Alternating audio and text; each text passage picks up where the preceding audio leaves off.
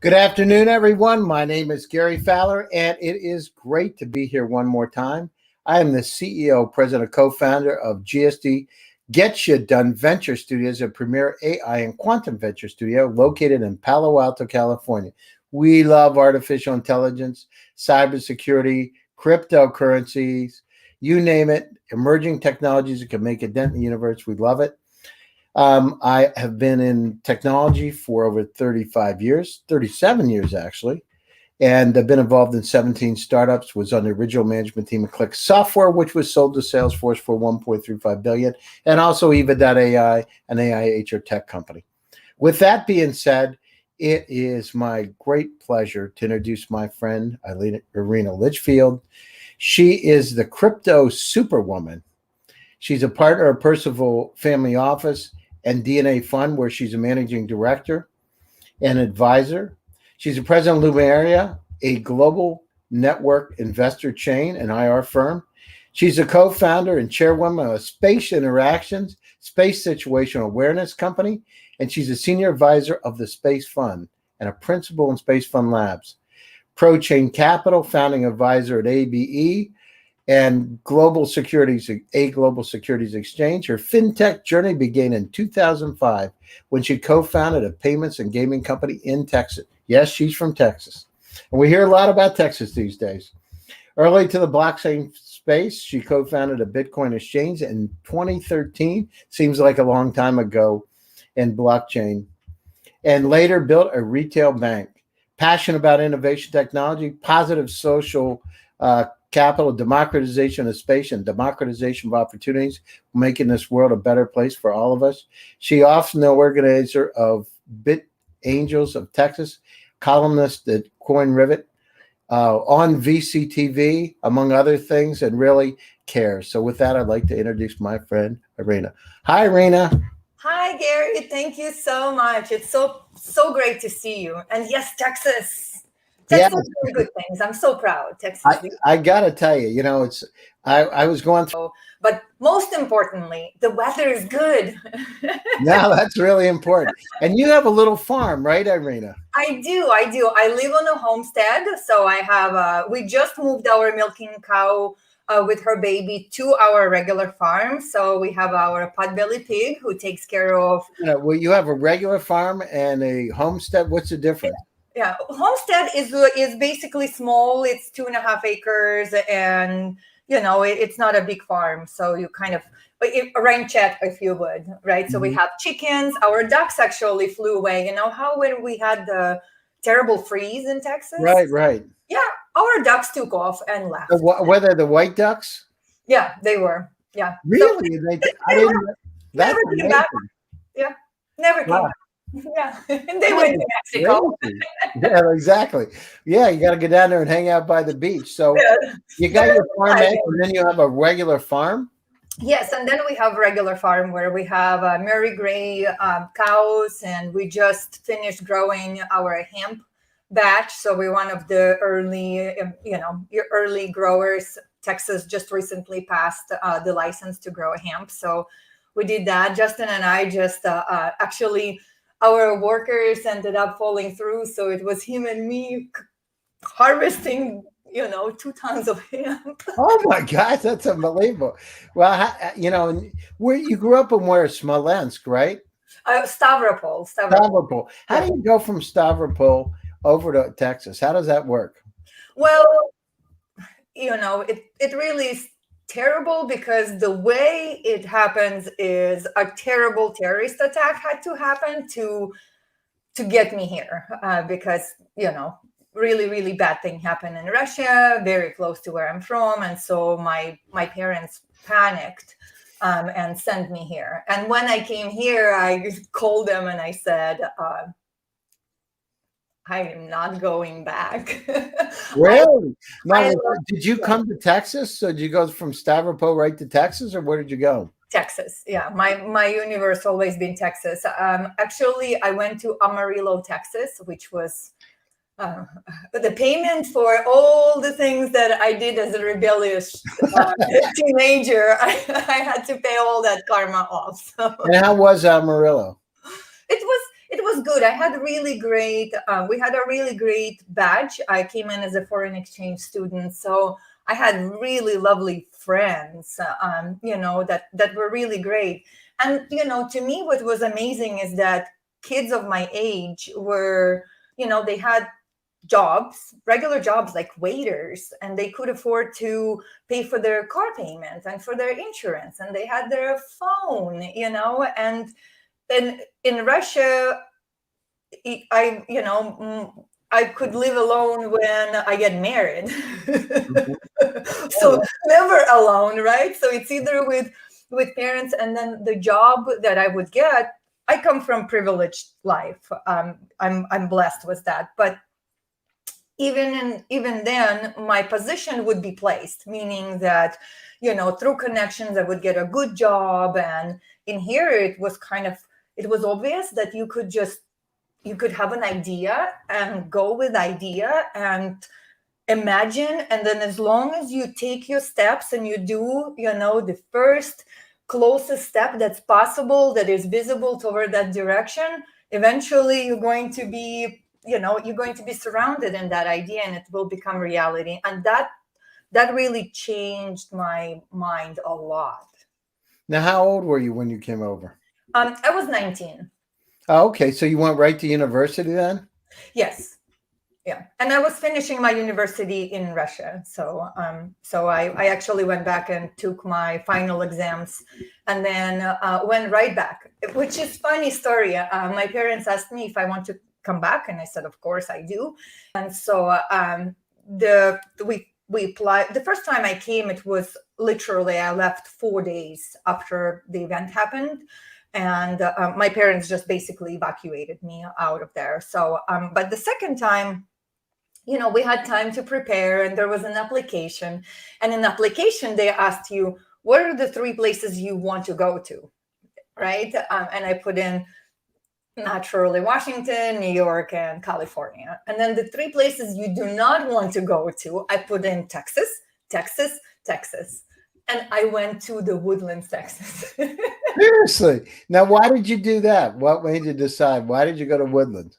Well, the program assigned me, and that's where I went, which was really lovely. Woodlands is really amazing. So wait a minute, the program assigned you? What is it like? What is it, a scholarship program, or what kind of program?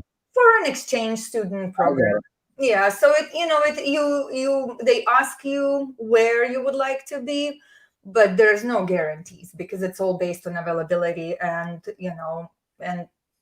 so there was I. Yeah, you come back in with, wow. And what did you study? What was your undergraduate degree in? Psychology. And it's so funny. My mom is economist, and she always wanted me to be either a doctor or economist. And it was really troubling to her that I went and decided to learn psychology and not finance, which really, knowing me, that I business and finance would have been maybe proper way, but I wanted to understand why people make decisions. I kind of look at a business, and I saw that people make stupid decisions, and businesses don't fail businesses. People fail businesses. And I wanted to understand why, what is that inside of them that makes those decisions, because understanding of businesses have been something that's natural to me. I don't need to learn. It just comes to me, but I wanted to know people, and I wanted to understand why they screw up so bad, or why do they make good decisions. And so what did you study in Russia? Was it psychology too? Or not? Yes. Then what about the US? Did you move to business, or did you stay in psychology? No, just stay in psychology. And I really digested all of I dove into books. So the first thing I wanted to do is learn language. I really wanted to immerse myself. So I actually went pretty dark on my parents, and spoke to them maybe once every 2 months, which was really challenging for them. And then I spoke no Russian to anybody, and I immersed myself, and I would just read psychology and developmental books download my brain with the language and translate, and so that's what I did. And then and then of course I got into as soon as I got my work authorization, I got into the workforce, and my first job was working in a golf course. And so I just kind of, before I became an entrepreneur, I went through regular jobs of my age pattern. And how was working in the golf course? Was it interesting? You probably met a lot of people, right? I did. It was really interesting. I was fascinated. I was working in it's like a coffee shop place where between you do the holes, you come in and eat your burger, your mulligan or whatever. I was amazed how much beer everybody drinks. It was like, that's the only thing I remember, that you had to have the beer ready for them. It's like it's 11 o'clock, they're rolling in, and some guys 11 o'clock, it's time for the beer. Yeah. Right. Well, and some people would wait for noon, so that's how I learned that it's noon somewhere, because the guys would say, well, it's 11, but it's noon somewhere, so bring me my beer. Wow, that's great. And so did you graduate with a graduate degree in psychology, or was it an undergraduate degree? Undergrad. I did not. School always been really boring for me. I accelerated through school very fast, and I learned faster myself than the school can provide for me. And so I just went consuming, because as soon as I learned English, I could really learn, and I learned all kinds of things. I mean, it was like the information unleashed. And there's something about English language and also availabilities, right? So there's so many books, and there's internet, and it's all there. And then if you're seeking knowledge, you can kind of find people and places to go and learn it from. So, what takes people 4 years to digest in school, I can do in a couple months. I go into it, and it becomes my universe, and I digest it, and it becomes me. So again, to my mother always wanted me to go to and get my PhD. It's funny, because she still sometimes tells me, maybe you could go to business school. Yeah, wow, that's amazing. I'm like, oh, Mom, thank you. I love you so much. Do you know what I'm doing? No, that's great. And do you have brothers or sisters there or not? All my family is here, and they're citizens. So once I came here and I started my business, I moved my little sister here. So she's here. And then eventually, when I got pregnant, my parents finally moved here. Finally. That's great. Wow, that's super. So you get to see them regularly. Oh, yeah. They live at the ranch. That's great. Yeah. Wow, that's great. That's fantastic. So, okay, so you started on your journey. So how did you go from that? So what was your first company when you got started out of college? Oh, thank you. So that's it's a strange company. So basically, gambling is illegal in the state of Texas. And I saw people play poker and blackjack, gambling. And I was like, that makes no sense to me. Why would you gamble? Because in Russia, we play cards for fun, and you don't need money. You win because, it's the power of, I can beat you no matter what, right? And so I learned poker and blackjack, and I saw cards tables and bars and clubs where people dealt cards for free. So you come in and you pay like, $20 and you play for fun. So I thought, well, this is something that resonates to me, and so I opened a business. And what was your business? The cards tables and bars and clubs, and then I automated it. I build basically the system for it, to where you come in, you swipe a card, there's a display that tells you how many points you have. You could earn points for time and money, but it was basically game table. So it's entertainment. And really, it was a payment system. It was a custom payment system, because I needed something to track the cash that's coming in, because I had, dealers all over the state dealing. And you can imagine cash is very easy to pass. Disappear. Yeah, so I built in the bill acceptors, the credit card. I put in the screen. Now, who designed that, Irina? Did you design it or did you build it? My husband designed it. Oh, that's great! Brilliant technologist. So he designed it all from scratch. And is he an engineer, Irina, or what's his background? He actually got his degree he has PhD in chemistry from Stanford. But he was building supercomputer when he was a kid.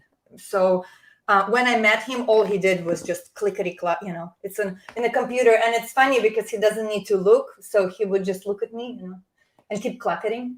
And I talk to him and he just keeps clacketing with then no recollection of our conversations. Wow, that's amazing. Yeah. That's amazing. Yeah. So he's the technologist. He's the one that built me all my dashboards and everything else for anything I need. He always builds for me as far as the technology. That's great. And so how did you get out of that into the next company? I sold it. My daughter was born and I decided I don't really drink. I don't, if I go out, I like a nice dinner. I like a glass of champagne. I like to go to theater, if it's a big dance party, I like to go to dance party, and like to party, I'll drink a Red Bull once a year. And it's like, so that's just kind of how always I've been. And so my locations were all top 10 revenues in alcohol sales. So all the best bars, and that's not my lifestyle. And so when my daughter was born, I said no, because before it was like, okay, it's fine, and I have people going and servicing the tables, and I walk in and just 5-10 minutes checking in on each location. But basically, I just wanted to stay with my daughter, and so I sold the business. That's great. And so what was next?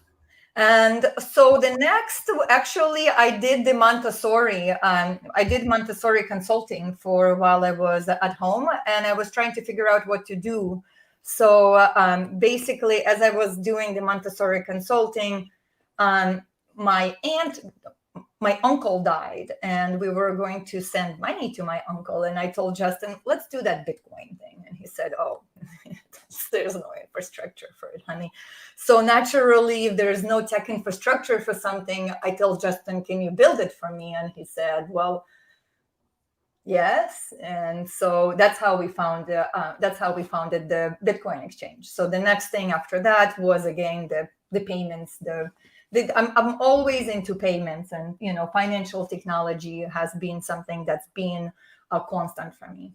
So we built a Bitcoin exchange. Then we launched it actually at Demo. Do you remember Demo conference? No, long time.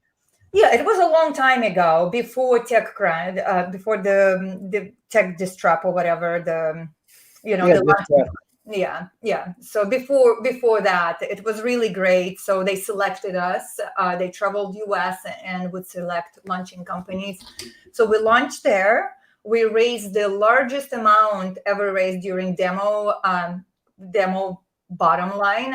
We basically had as we pitched, and as we came off the stage, we had the text message, and basically had a handshake 3 hours later. Congratulations. That's great. Yeah, it was amazing. And a great support to us was Michael Turpin. So that's why you can always find me at Coin Agendas, because I always support Michael Turpin. He was really great, because it's interesting working with my husband. Throughout years, we've had different businesses together and worked on many different projects. And so with an exchange, a lot of people would tell me, just be the wife. It doesn't look good to you. You're Russian, and it looks strange, and just be the wife and do the work on the background, look good, which is the wrong thing to tell me. And Michael Turpin was one person that said, oh, no, you embrace it, and you guys are working together, and it is you, so you need to highlight that. And if somebody tells you opposite, they're fools. No, that's great. And so you did that. And is a Bitcoin exchange still in existence, or what happened to that? No, it was too early, and so we pivoted into a bank in Mexico. Our partners were a family from Benimax. Benimax sold to Citibank in 2008, and so the younger generation, they basically wanted to get back into fintech, and so they invested a very large amount into the exchange. And so basically, to us, it was a strategic investment because the banking relationships, executive banking. Oh, relationships. 100%. Yeah. So did you sell that company, or does it still exist? It still exists. The bank in Mexico still exists. Yeah. It's called BitPesa. Yeah, the only person I know that owns a bank in Mexico. That's great. Wow, that's great. And so what happened next? So you're going down through it. When did you start Space Fund, and was that shortly after that, or how did you William Area and Space Fund and Space Fund Interactions? Yeah. So the next thing for me was basically, in 2017, I got very concerned with the growth.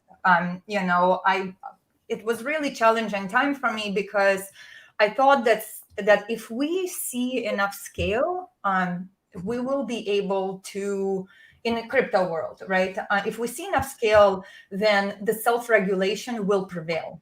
Mm-hmm. Meaning that within the systems, people will choose building decentralized systems. They will make better fiduciary responsibilities to investors and all of that. As you know, that did not happen. And I was just watching the world, just melt. The dreams of self-organization and self-regulation for the betterment of humanity, for the most part, was failing and melting away. So before that, any work I've done in crypto industry was very, very, very exclusive.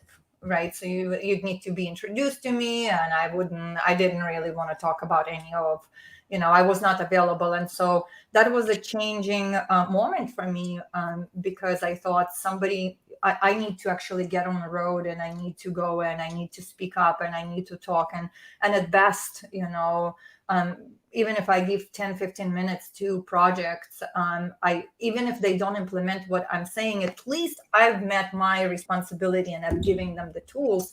And so that's how Crypto Superwoman was born. That's what's going to be the next question. When did you who named you Crypto Superwoman? My daughter, Valentina, named me. So wow, great. Yeah, it's because, it was apparent that I'm going to be very busy and I will travel a lot. So I sat down my family and I said, okay, Justin and Valentina, I will be traveling a lot. And, my daughter said, why, mommy? And I said, well, because the crypto world has a lot of bad guys right now. And I have to go and I have to make sure that the bad guys don't prevail, that the good things happen in the world. And she said, oh, mommy, you're like a crypto superwoman. That's great. Yeah, you're going to go and trump the bad guys, right? And I said, oh, yes. So if I see a bad guy, there's no way they're going to get away from things. And so, it's amazing because it was very, I got on the road and it was really hard to travel. I love my family. I love spending time with them. I love the routine, and I value our moments together, the regular moments. Dinner time, bedtime, walking from school, just the regular things. And so living and constantly being out and abouting, and just in my heart, I kept remembering, okay, you're going to trump the bad guys. It's okay. We can do it. And then being the role model for my daughter too, because she gave me that name. So she comprehended that was important. And it was kind of like a ticket. Yes, mommy, you go and trump the bad guys. Wasn't she selling lemonade or something? Was that your daughter that was doing selling something? Lemonade, maybe. She's been selling a lot of stuff. She's an entrepreneur. Like for example, right now she has an egg delivery. An egg delivery? Yeah. And how many does she deliver? One or a dozen of them? So she does, she has about 15 families she delivers right now on our street, and she delivers weekly. So, some have take one carton, 1 dozen, some take 2 dozens. We have. How many chickens do you have, Irina? At the ranch, we have, I think, like maybe 100 chickens. That's great. Not a lot, but enough to have a lot of eggs. And how long does it take for the time they lay the egg to the time they turn into a peep? Well, so if they're inseminated, then I'm not sure. So at Homestead we have little chicks. We we have different breeds of chickens, and they just roam all over. Coyote comes and eats them pretty regularly here too. So there's a whole ecosystem at the Homestead, but at the ranch they're all laying eggs. So we never have them. They never give. They never have babies. We collect the eggs and Valentina. Wow, that's amazing. And she sells them, and then she keeps she was keeping the money. Now she said that I want to make sure it's fair and you guys are rewarded. So she's giving us a portion of what she sells, and then she's saving money for a pony. So that's great. That's really great. I love it. Okay, so now let's go. So when did you start getting into space investing and space fund? How did that come about? Yeah, that came about 3 years ago. Rick Tomlinson, he's a godfather of space revolution. We kind of briefly met in Malta when I was at Her Excellency's residence for Binance private dinner, and so I kind of got passes to a friend, and Rick Tomlinson was part of that group that came in. And so, we didn't really get a chance to speak or anything much, but he's from Austin, Texas. And so when we got back to Austin, I got a message. And the message came from Rick, and he said, Irina, I really need to meet with you. And so, we go there, and I'm thinking crypto, and I don't know what we're going to be talking about. I'm usually pretty open to whatever, and then we sat down, and he said, okay, I need you to say yes. And I was like, okay, yes. Okay. And he said, I need you to be advisor on Space Fund. And, it's a first time. It was very interesting because my first reaction was like, I'm not a scientist and I'm not an astronaut. And unless we can travel to space with luxury, I'll just wait. I'm not a person that's going to jump on trampoline rocket and try to make it to space. The smoother, the better for me, and and so he said, it's okay. We have plenty of astronauts and scientists. Sounds like that could be a new company for you, Elite Space Travel. Yes. There are actually a number of them already that's happening. So I think that within the next 5 years, we'll have a very comfortable, travel to orbit and get there and hang out, take pretty pictures, have good time, and then gently come back. Yeah, gently come back. So so he said, the space world needs you, and I know you don't realize it, but it needs you. And so that's how I got into the space industry, and I've been active ever since. Wow, it's amazing. Okay, so what about so you go into ProChain Capital, you're an advisor ProChain. So what's Percival? What's Percival about? Percival is Brock Pierce's family office. Brock Pierce has been a really great friend for many years, and just really great friend. He's always been an amazing host, and I really always love his message. He really cares about the world, and so in June, in the beginning of June, he also said, kind of similar to how Rick, that seems to be a reoccurring theme in my life. So he asked me if I would join family office and, come in and be part of Percival and help to make a world a better place. That's great. Wow. Yeah. You get around. It's amazing. Yeah. Hey, by the way, where was the picture you had this week? You had something wrapped. Was that a Burning Man or where was it? Yes. It was at Burning Man. So we went, it was funny. We went to a North American Space Summit, and from there, we got swooped into the Burning Man. We got we got an invitation and opportunity to join Renegade, and so Justin's never been, so he said, "Let's do it." And if my husband says, "Let's go do it," he's more reserved. I travel a lot. He likes to stay home, and so when he says let's go, it means we gotta go. And it was amazing. That's great. Wow. Okay, super. So we're coming up to the top of the hour. I love the conversation, but tell us a little bit about ARA and some of the things. I know you have ARA, the Global Innovation Summit, coming up. When is that going to be, and how big is it? Yeah, it's really small. It's a curated event. Our concentration is to discuss innovations. So quantum mechanics, quantum computing, emotional emotional AI, things that are going to be our future. We discuss that on kind of a high level. Obviously, space and crypto and art. It's about 150 people. It's on my ranch. So we do the nature integration. We do the walks. There's the talks. I have experience guides providing experience. And experience guides are your meditation, kind of meditation, the sound healing. Entheotech is big part of that. So it's a technology that allows you to have entheogenic experiences without the stimuli, exogenous stimuli. So we have those experiences, and it's November 4th through 8th. So November 4th is a Diwali festival, and Diwali is a goddess of abundance and light.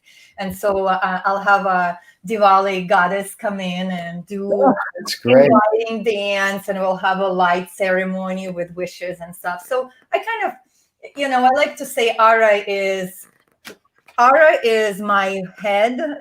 When you come to ARA, you basically come into my world, and you get to experience it through kind of my eyes. And but it's not about me. It's about attendees and about people. But overall, the experience is what's happening in my head. Yeah, that's great. So closing thoughts, and how do people get a hold of you, Irina? Well, the best way to get hold of me is just Google me and click on whatever link and message me. I'm very responsive. And, closing thoughts, the world is a wonderful place, and things are challenging right now. And so I hope that people can realize that as long as they can take a breath and in a challenging moment and concentrate on their breath and drink water and allow themselves to feel better, even if they think that things are challenging. I think that that's the biggest thing for me right now that I want people to carry out, is allowing yourself to feel better, and also do believe in your dreams. Anything that you have in your head will become a reality. And so occupy your head with wonderful things, think of good things and allow yourself to dream of the better world, because if we all do, it will come reality. Even if you're just thinking about it and not taking steps, it's okay. Got it. Yeah, no, I agree with you 100%. I mean, part of it's staying positive. Starting it is, getting through all the fluff and just keeping that attitude, because when you're positive, you can move mountains. And most startups don't do that. They don't think positively. So that whole mindset's really important. You hit the nail on the head. It's amazing all the things you've done. I want to thank you so much for being my guest today on GSD Presents Silicon Valley AI and Tech. It's good seeing you. To my audience out there, my name is Gary Fowler, and I am the CEO and president of GSD. We love AI, as I've said, quantum computing, cybersecurity, crypto, blockchain. Contact us. Stay in touch. Stay tuned. stay safe, and stay healthy. So until our next event next Tuesday, look forward to seeing you then. Actually, I have one Thursday. I shouldn't say that because I put an extra one in for my friend Irina. So anyhow, great to be here. Stay tuned, and I'll see you again soon. Irina, take care of yourself, take care of your family, and I'll talk to you soon. Yes, thank you so much. Thank you, everybody. Bye-bye. Bye.